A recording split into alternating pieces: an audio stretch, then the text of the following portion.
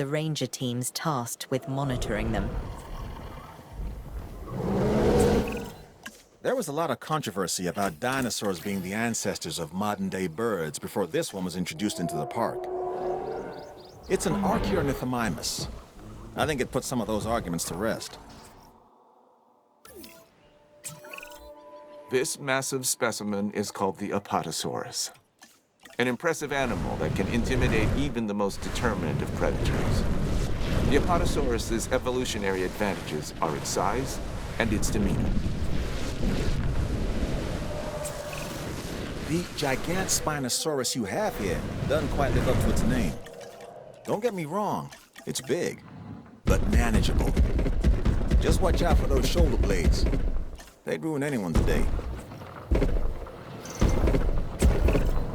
I was pretty relieved when I found out the Gigantoraptor wasn't actually some kind of gigantic velociraptor. That would have been a recipe for disaster. What we have here is actually more like an oversized oviraptor. Talk about the opposite of subtle. And I don't mean Owen. No, this is the Chasmosaurus. It has dynamic coloring and these large openings, called fenestrae, in a frill that rises above its head. This is a dinosaur that says, "Look at me." So, maybe a little like Owen. Okay, what we have here is a Brachiosaurus. It has long limbs relative to the rest of its body. And what makes it really unique is that it's a warm-blooded dinosaur. I mean, how amazing is it that in bringing these dinosaurs back, we're also learning so much about them? This animal, though an herbivore, can intimidate most predators with its size. It's a biggie named Dreadnoughtus. I'd give this dinosaur a wide berth. Another massive animal. The Diplodocus was once considered the longest animal that ever lived. And now, thanks to our extensive research, it's back. My task is to make sure we learn everything we can about this dinosaur. Your task is making sure these magnificent creatures can survive in the modern world. Alamosaurus, the Alamo lizard. I'm probably not the first to ask this, but surely they can't get any bigger than this, right? If it's all right with you, I'm just gonna admire this one from afar. Less chance of getting a crick in my neck that way too, huh? I'm a fairly trusting individual, but if you were to tell me that you'd seen anything like this before, I'm not sure I'd believe you. This tusked therapsid is Lystrosaurus. Astonishingly, this species managed to survive the Permian-Triassic extinction and went on to thrive as the dinosaurs began to populate the Earth. Here's hoping it can enjoy a long tenure this time around too.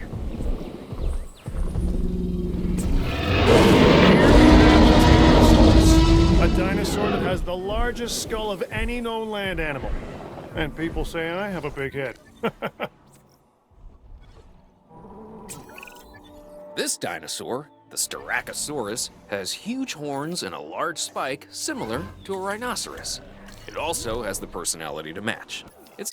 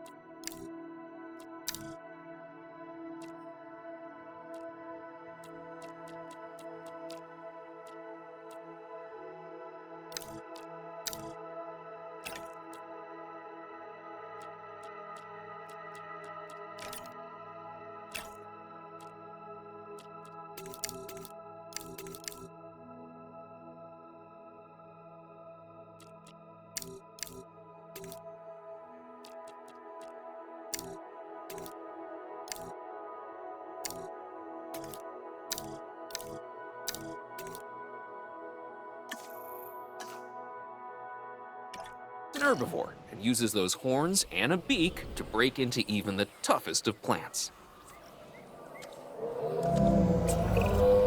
Here we have the Dinokairos. This downy dinosaur is often likened to an ostrich. Not surprising, I suppose, considering the long neck, the feathers, the beak.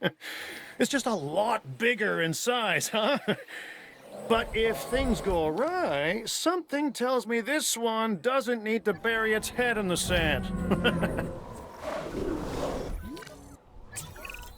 There isn't a more iconic dinosaur than the T-Rex. Even people who don't know the difference between herbivore and carnivore know all about the Tyrannosaurus Rex.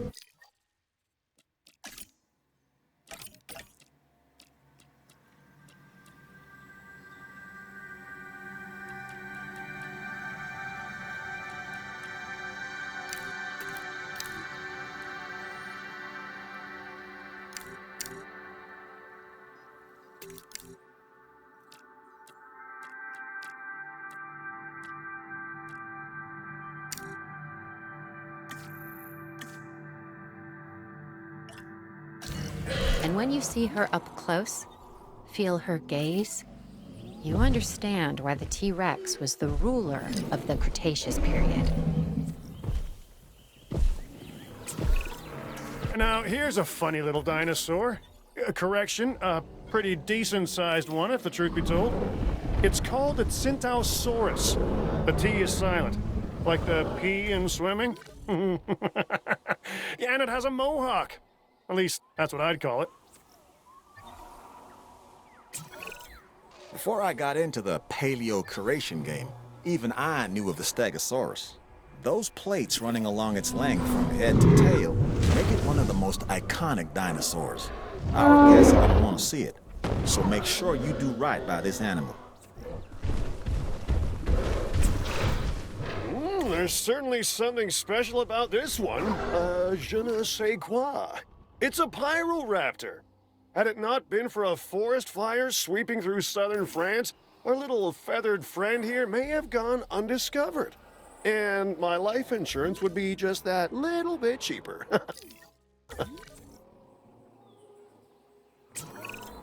Everyone knows I have a soft spot for this dinosaur, the Velociraptor, and they get a bad rap as far as I'm concerned. But if you imprint early enough, you can make real connections with them. Other than Claire, raptors are the most intelligent partners I've ever had. And like her, they could kill me in the blink of an eye. That's a joke. Whenever a dinosaur dies, I feel like I've lost one of my own.